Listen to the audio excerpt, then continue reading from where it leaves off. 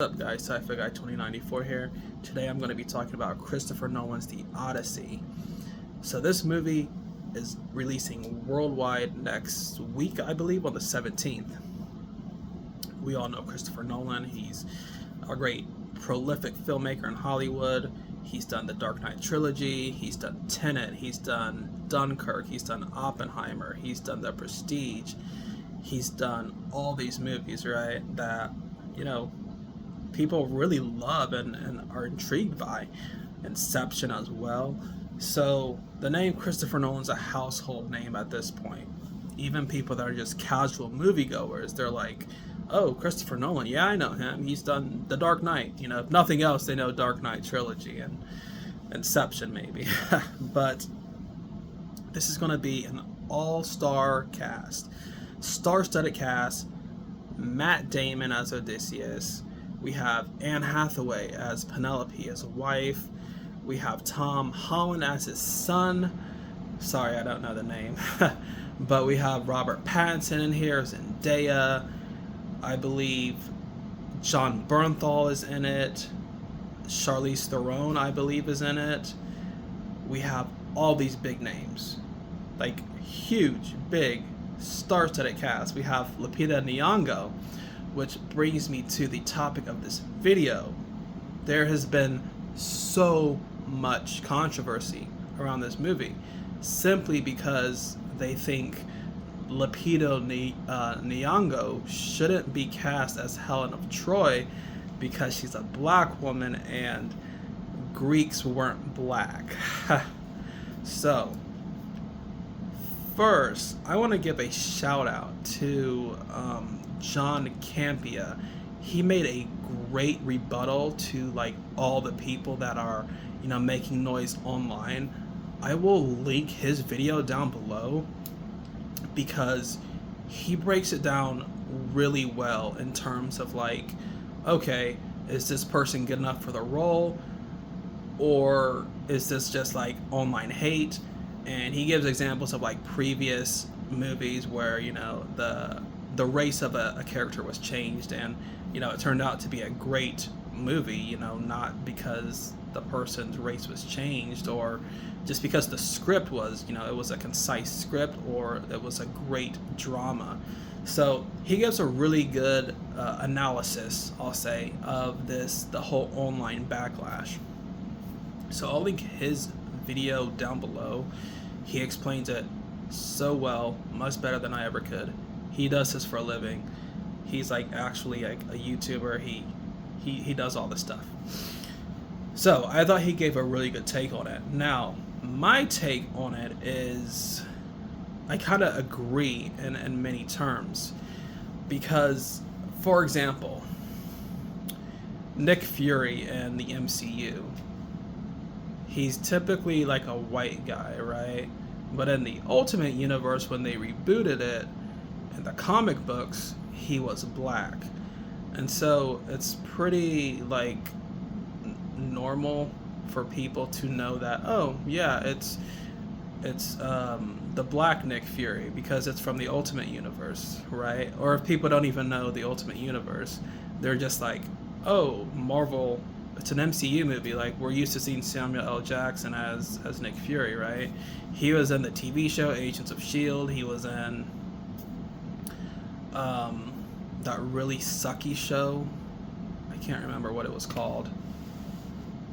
The one everyone hated with the Skrulls. I can't remember the name of that one. But anyway, there's a multitude of examples. But some people are well, she shouldn't play a Greek actor, because she's a black woman. And it's okay, I kind of understand where people are coming from, because, again, it is fantasy. It's Greek mythology. Maybe the places, the cities of Ithaca or, Troy, real cities, right? But obviously the story is all Greek mythology. It's a great epic written by Homer. Now, I do understand the backlash because In Homer's Odyssey, I guess she was described a certain way. By the way, I'm no expert on Homer's The Odyssey. I think when I was in high school, I think we read Oedipus the King. I believe that was like a Greek myth that we read when I was like a junior in high school, which was a long, long time ago. So Oedipus the King was, from what I remember, a great epic poem, epic tale, whatever you want to call it. But anyway, I'm no expert on Greek mythology and Homer. These are just my opinions. If she is described a certain way in the book, or in the epic poem, whatever you want to call it, I do think maybe her on-screen presence should reflect the way she's described. Because, for example, if we're talking about the ancient world, right, when you think about Rome and Greece and all the basically the bourgeoisie, shall we say, which are the politicians, the senators in Rome and the emperors. They didn't do anything, right? They just kind of sat around and in their chambers and commanded the armies and things like that. They didn't do physical labor or anything like that, right? So I guess during that time, people who were inside the palace, they would have had very, fair skin or very light or pale skin, because they weren't toiling away, in the fields or doing metallurgy or constructing the Colosseums or anything like that. So it's like a status symbol, right? Like, you have lighter skin. It's like, it doesn't mean like, oh, you're better than people with darker skin. Like, it just means you don't work hard. Like, you have like a very easy life, right? You're from like royalty, or you're from a well-connected family. So I kind of believe, okay, if they're saying she has like white arms or pale arms and she's got fair skin or whatever the case may be, I kind of think, okay, like, yeah, maybe you should cast somebody who is like more, I guess, more close to the description as she is described by Homer. So I agree to some extent. Yeah, I agree to some extent. But then the other part of me is like, well, the best person for the role should be cast, but like maybe he just happened to think she was the best, even though she didn't fit the physical description. And it's like, okay, like, if I can get past the whatever race swap, whatever it may be, whether it's a adapted screenplay from a novel or a comic book or whatever, I think I'm more concerned with the performance itself. Because I mean, if it's like a great performance, then it's like, okay, to me, the skin color is not it's not an issue. Because, for example, Wonder Woman, right? I think I gave this example last time. Wonder Woman is like Israeli, right? The actual actor is Israeli. But never when I'm watching Wonder Woman am I like, oh, I can't enjoy this movie because this is an Israeli woman playing Wonder Woman. Like, never even thought about it.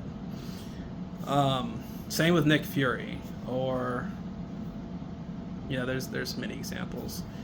And the whole point of this is like, well, first just see if you like the movie. If you don't like it, cool. You can say, oh, I didn't like this part of the movie, I didn't like that part of the movie, I didn't like how this character was portrayed. But you have to look at the performance first and foremost. The script, the direction, the visuals,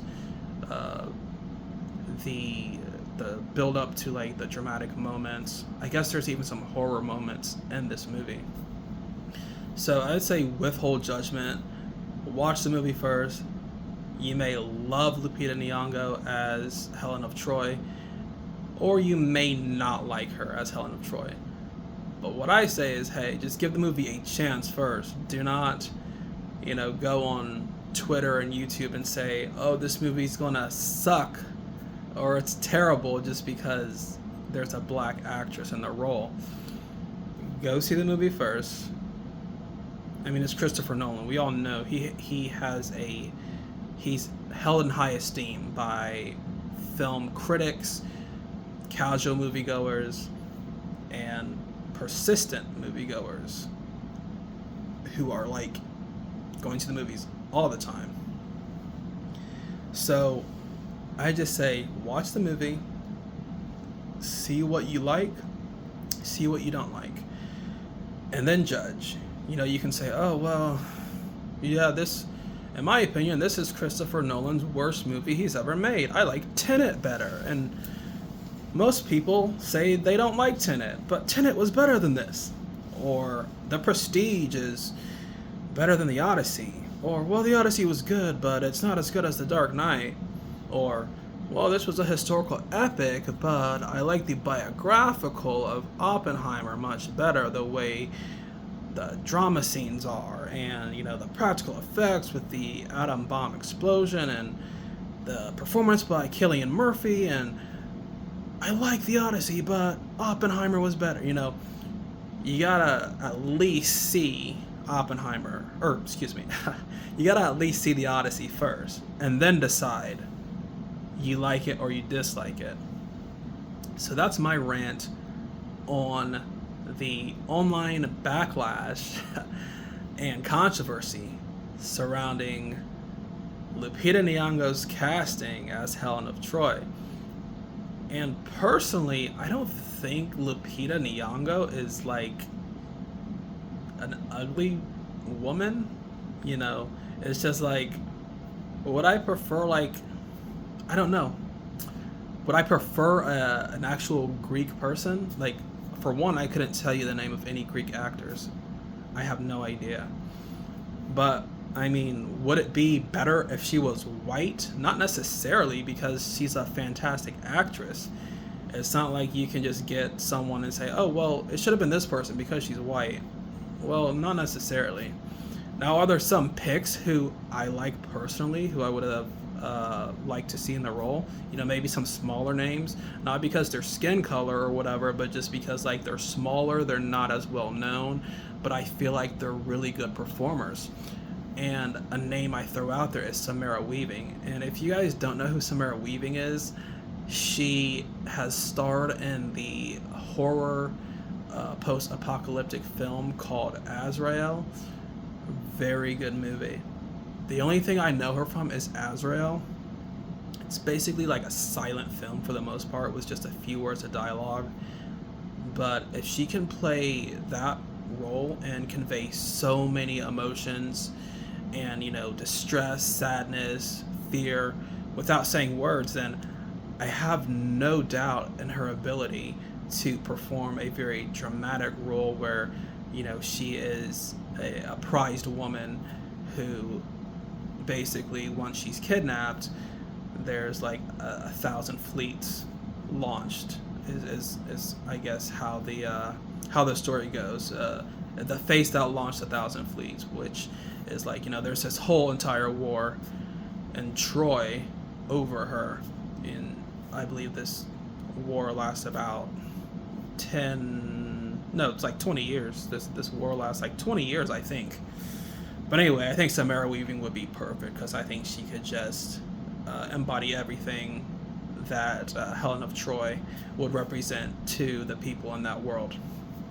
So, I mean, I haven't really thought too much about it, but that's kind of my pick. I mean, you guys probably don't know Samara Weaving, but if you look her up, you're going to be like, wait a second, that's Margot Robbie.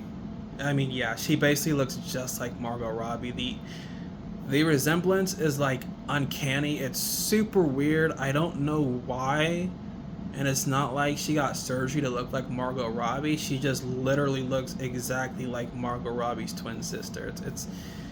It's bizarre. But anyway, who else could play the role? I don't know. That's one person that comes to mind, is Samara Weaving. But I mean, there's a multitude of actresses that he could have cast, and, you know, he just decided on Lupita, and his casting choices are usually great. He likes to get a good feel for, like, who he's going to be working with when he's directing them. You know, it has to be like, they have to be talented, but then they have they have to be in sync with him as a director, right? That everything has to flow perfectly. And so far in his 30 plus year career in Hollywood, he's done great, fantastic work. He's been lauded by critics and audiences alike. So I gotta say, I pretty much trust his judgment with this new movie. I think it's going to be fantastic. I'm definitely going to be in that theater when that movie hits next week. It's going to be an amazing experience, I believe, because it's Christopher Nolan, right? It's like, you don't expect him to put out just anything. He always gives his best, 100%.